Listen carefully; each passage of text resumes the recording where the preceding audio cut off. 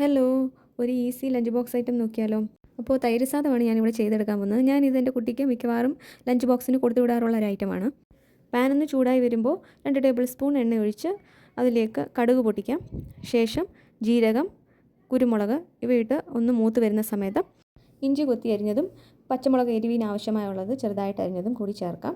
ശേഷം അതിലേക്ക് ആവശ്യത്തിന് കറിവേപ്പിലയും കൂടെ ചേർത്ത് ഒന്ന് നന്നായിട്ടൊന്ന് മിക്സ് ചെയ്യാം. ശേഷം ഇതിലേക്ക് നന്നായിട്ട് വേവിച്ച് വെച്ചിരിക്കുന്ന ചോറും കൂടെ ചേർക്കാം.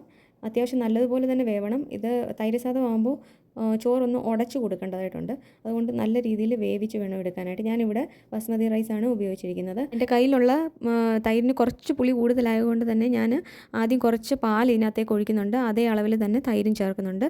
എന്നിട്ട് നന്നായിട്ടൊന്ന് മിക്സ് ചെയ്യാം. ആവശ്യത്തിന് ഉപ്പും കൂടി ചേർക്കാം. പുളി കുറവുള്ള തൈരാണെങ്കിൽ തൈര് മാത്രമായിട്ട് ഒഴിച്ചാലും മതിയാവും. ഒരു യൂട്യൂബ് ചാനൽ കണ്ടപ്പോൾ അതിനകത്ത് അവരിങ്ങനെ ചെയ്യുന്നുണ്ടായിരുന്നു, പാലും കൂടി ചേർത്ത് കൊടുക്കുന്നുണ്ടായിരുന്നു. അപ്പോൾ അങ്ങനെയാണ് ഞാനും ഇങ്ങനെ ചെയ്യാൻ തുടങ്ങിയത്. ഇപ്പോൾ തൈര് സാദം ഇവിടെ റെഡി ആയിട്ടുണ്ട്. ഇനി ഇത് വെച്ച് ലഞ്ച് ബോക്സ് റെഡിയാക്കാം. ഇതിന് അച്ചാറിൻ്റെ ആവശ്യമേ ഉള്ളൂ, വേറെ കറികളൊന്നും പ്രത്യേകിച്ച് വേണമെന്നില്ല.